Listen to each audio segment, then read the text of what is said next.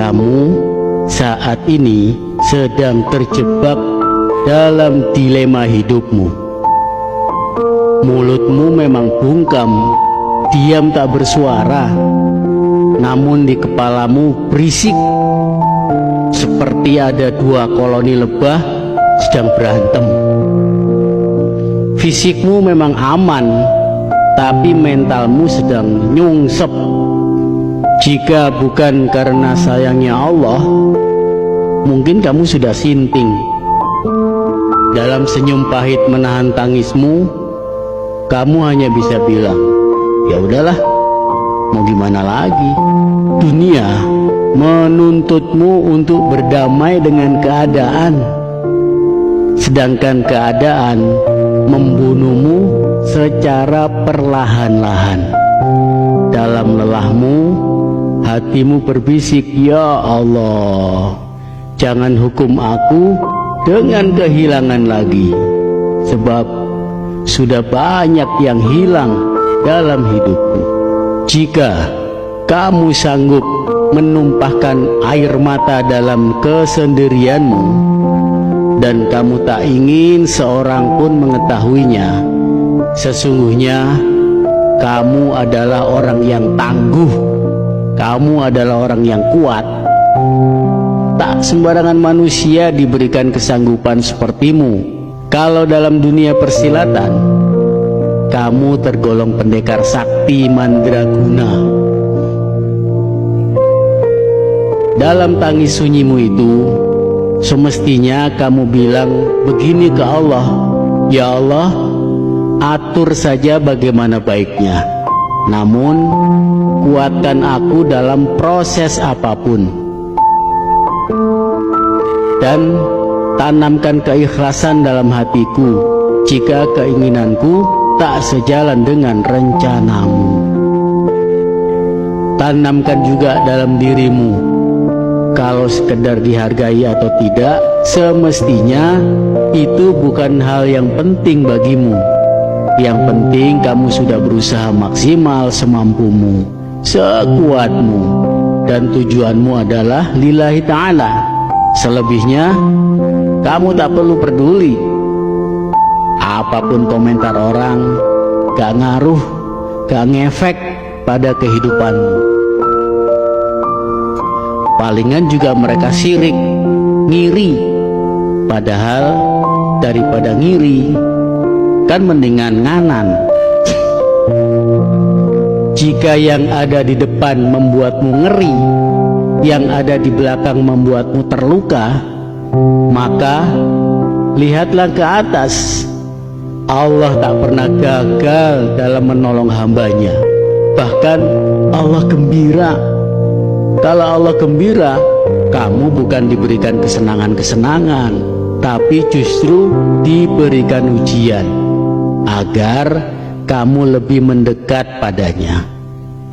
Intinya, kamu harus punya karakter tahan banting. Jangan sampai kalah sama tikus. Iya, tikus. Tikus-tikus itu pernah diuji coba oleh Dr. Kurt Richter dari Harvard University. Tikus-tikus itu diletakkan di dalam kolam untuk menguji seberapa lama mereka bisa bertahan di air. Rata-rata karena kelelahan mereka akan tenggelam setelah 15 menit. Tapi disinilah keajaiban terjadi. Sebelum semua tikusnya tenggelam, para peneliti turun tangan. Mereka mengeluarkan tikus-tikus itu dari air, mengeringkan mereka, lalu membiarkan tikus-tikus itu beristirahat selama beberapa menit. Kemudian menempatkan kembali ke kolam untuk babak kedua. Kira-kira menurutmu para tikus itu bisa tahan berapa lama? Tikus-tikus yang sudah diambang kelelahan bertahan pada upaya kedua mereka. Mungkin kamu menebak paling lama bertahan 15 menit atau palingan juga 10. Bahkan mereka hanya bisa bertahan hanya 5 menit karena kelelahan. Tapi kamu salah. Mereka mampu bertahan selama 60 jam secara menakjubkan. Ya, kamu nggak salah dengar, 60 jam atau kurang lebih 2,5 hari non-stop bertahan berenang. Makhluk kecil itu memaksa tubuh mereka jauh melampaui batas yang mereka rasakan, karena mereka yakin pada akhirnya mereka akan diselamatkan. Mereka punya alasan untuk tetap terus berenang.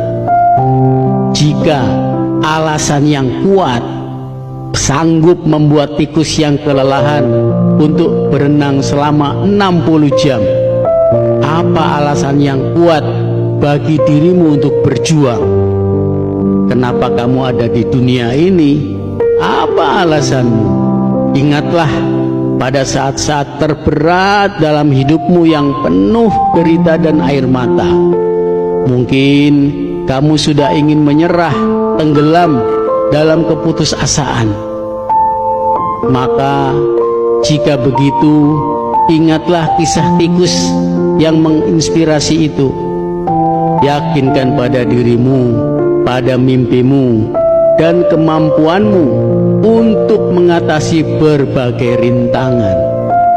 Tak peduli seberapa lelahmu, tetaplah berjuang, jangan menyerah. Tekad dan keyakinan dirimu dapat membawamu pada kebaikan lebih jauh lagi, bahkan lebih jauh dari yang pernah kamu bayangkan. Semoga Allah Subhanahu wa Ta'ala membersamaimu, menguatkan hati dan mentalmu hingga masuk ke dalam surganya. Wallahu a'lam bishawab. Assalamualaikum.